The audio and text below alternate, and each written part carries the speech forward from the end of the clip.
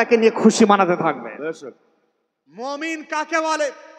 হাদিস শরীফের মধ্যে অনেক লম্বা লম্বা হাদিস আছে। লা ইউমিনু আহাদুকুম হাত্তা আকুনা হাব্বা ইলাই, তোমাদের মধ্যে ততক্ষণ পর্যন্ত মুমিন হতে পারবে না যতক্ষণ পর্যন্ত না নিজের পিতা মাতা সন্তান সন্ততি আত্মীয় স্বজন থেকে নিজের প্রিয় নবীকে অধিক ভালো না বাসবে। বোঝা গেল রাসূল পাক সাহেবের আওলাদকে যদি ভালো না বাসেন তাহলে আপনার জিন্দেগি বেকার হয়ে যায়, বেকার হয়ে যায়। আচ্ছা, যাকে ভালোবাসবেন তার সম্বন্ধে জানা প্রয়োজন আছে। নিশ্চয়। অনেকে বলে আমার নেতা অমুক, আমার নেতা অমুক, আমার নেতা অমুক। আমি বললাম তাকে কেন নেতা বলো? আপনি বলেন হুজুর তাকে নেতা বলি কারণ তিনি দেখতে খুব সুন্দর। আবার একটা লোককে আমি জিজ্ঞাসা করলাম, সে দেখছি ফিল্ম অ্যাক্টরের মতো তার চালচলন, তার মতো হাতে বালা পড়েছে। আবার একজনকে দেখলাম যে ক্রিকেটারের মতো তার চালচলন। আমি বললাম why you follow the cricketer?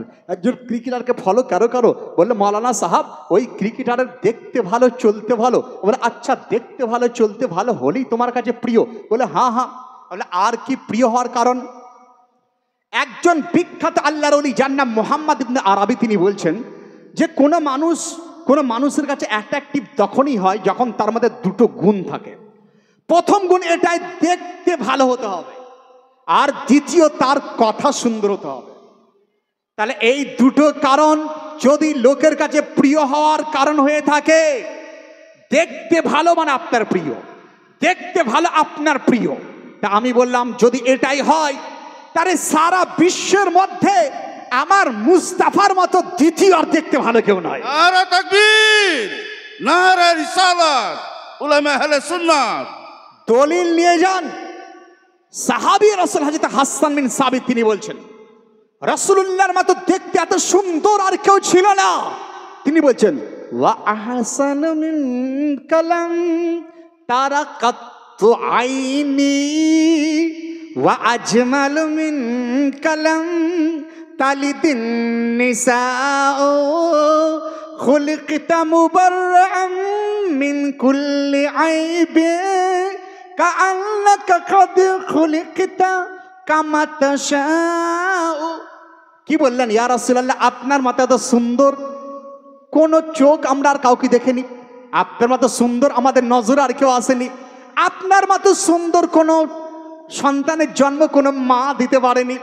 আর এই হাদিসের তরজমা করতে গিয়ে the greatest person in 20th century name Ahmad Raza Khan হুজুর আলা হযরত আজিমুল মারতাবাত মুজাদ্দিদে দ্বীন মিলাত, তিনি বলছেন লাম ইয়াতি নজির কাফি নজরিন, লাম ইয়াতি নজির কাফি নজরিন মিসলে তো না শুদ্ধ पैदा जाना जगराज को ताज तोरे सर सो है तुझको शाहिद वसरा जाना। আলা হযরত তিনি বলছেন ইয়া রাসূলুল্লাহ, আপনার মাথা তো সুন্দর আর কেউ আমাদের নজরে আসেনি। আর এর তরজমা আমি বাংলা ভাষায় করেছি বুঝলেন, আমি না তো লিখি, আমি এইভাবে লিখেছি যে সৃষ্টিতে নাই কেউ সবার সেরা প্রিয় নবীর মতো, নয় চাঁদ নয় কোন গ্রহ তারা প্রিয় নবীর মতো।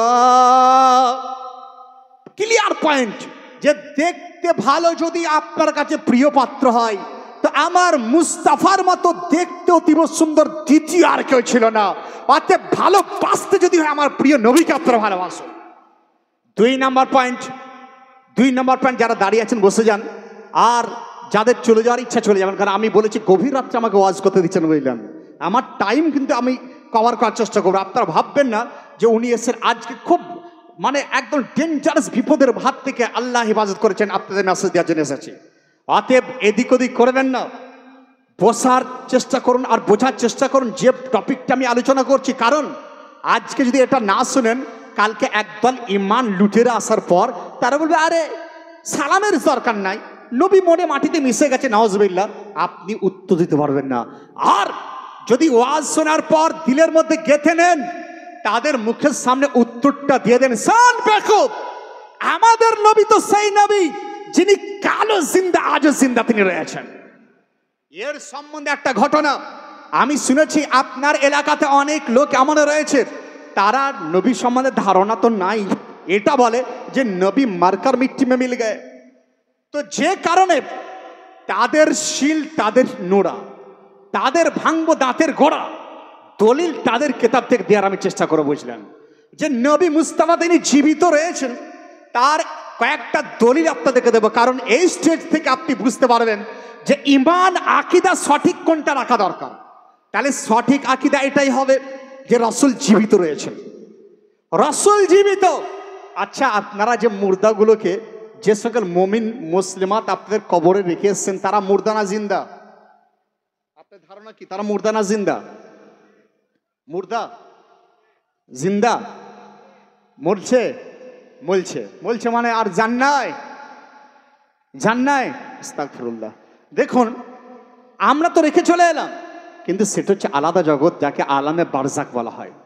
সেখানে মুমিন যারা তারা জীবিত রয়েছে বললেন, তাদের রূহ জীবিত। হয়তো জিসিম তার কবরে, কিন্তু সে জীবিত থাকে। তাহলে একটা মুমিন সে মরে না, মুমিন মরে না, মুমিন জীবিত।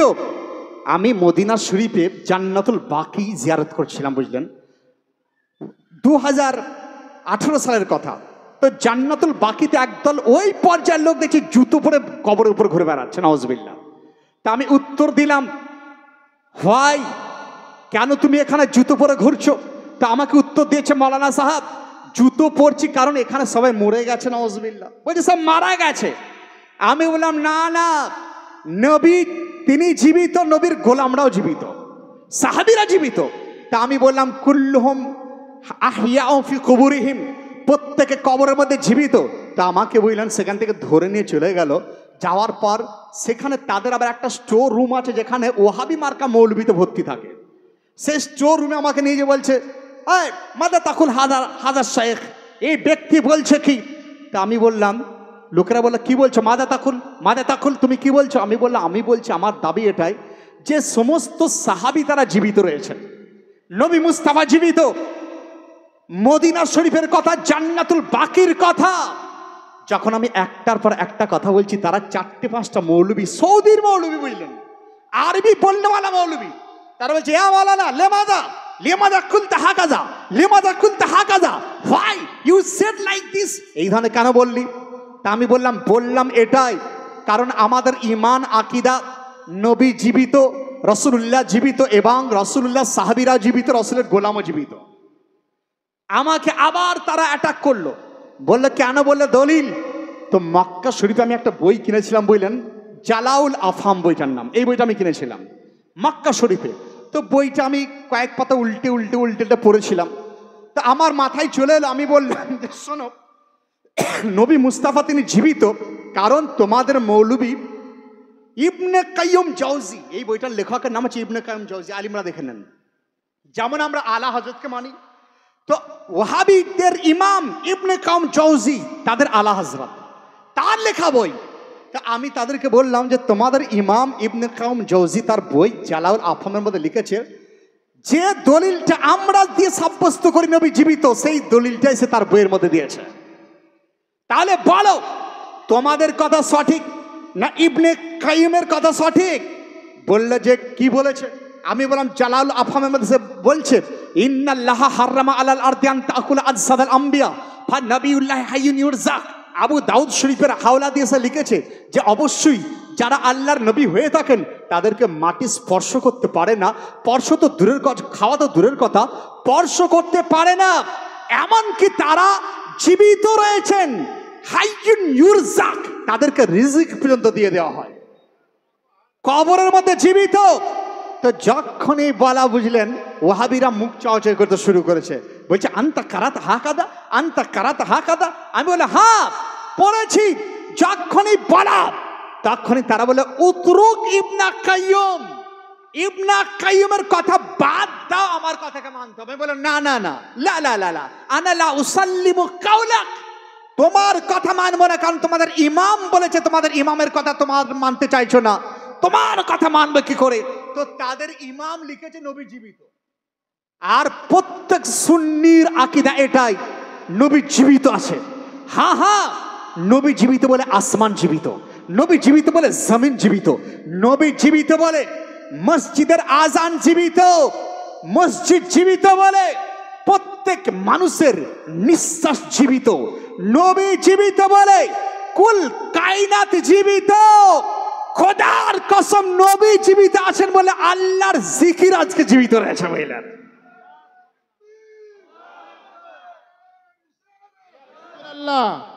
নবীর জিকির জীবিত রয়েছে। এই যে আসমান জমিন দেখছেন, এর লাইটিং ফিটিং ততদিন থাকবে যতদিন একজন নবীর গোলাম জীবিত থাকবে। হাদিসের মধ্যে এসেছে কিয়ামত ততক্ষণ পর্যন্ত হবে না যতক্ষণ পর্যন্ত এই আসমান তার লাইটিং ফিটিং দিতে থাকবে। আর আসমানের লাইটিং কতক্ষণ পর্যন্ত? যতক্ষণ পর্যন্ত একজন মুমিন জীবিত থাকবে। তাহলে মুমিন জীবিত থাকলে, আসমান জীবিত যদি থাকে, মুমিন জীবিত থাকলে, কুল কায়নাত যদি জীবিত থাকে, খোদার কসম রাসূলুল্লাহর ওসিলাতে সারা বিশ্ব জীবিত রয়েছে। নবী জীবিত। এরপরে তারা আবার আপনাদের কাছে আওয়াজ দেয় যে নবী তো 40 বছর বয়সে নবী হয়েছে, 40 বছর বয়সে নবী হয়েছে।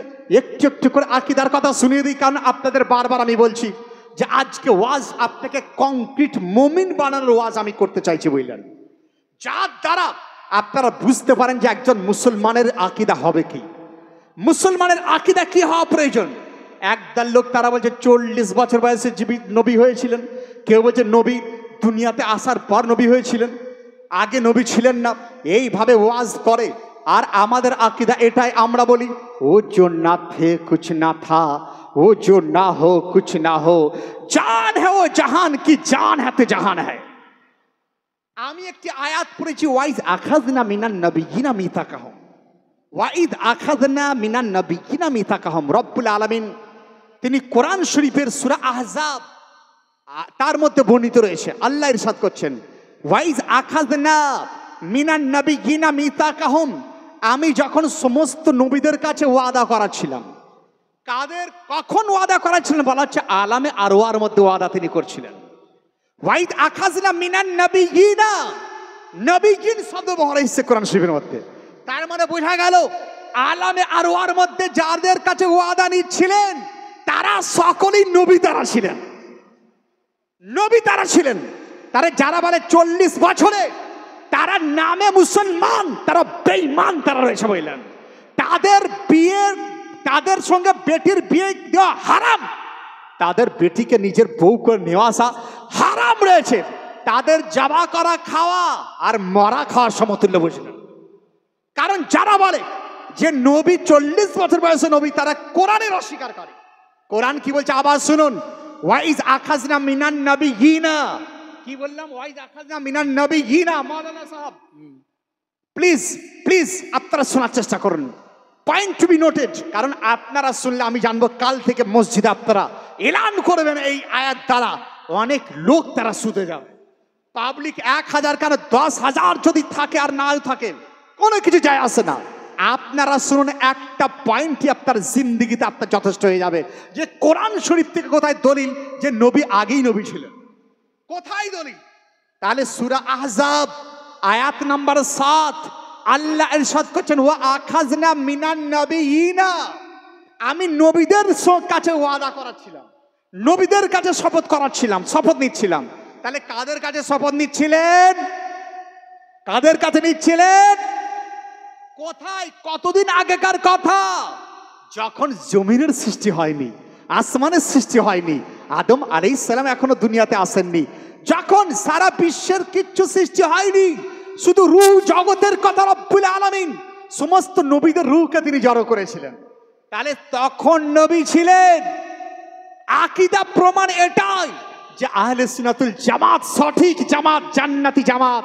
যারা বলে নবী আজকে নয়, নবী তো সেই সময় নবী ছিলেন যখন আসমানের ডেলিভারি হয়নি, জমিনের ডেলিভারি হয়নি, সেই সময় আমার মুস্তাফা তিনি নবী, তিনি ছিলেন। আকীদা আপনারা পেয়ে গেলেন কোরআন শরীফের আলোকে যে নবী 40 বছর নয় বরং বহু পূর্বেই তিনি নবী ছিলেন।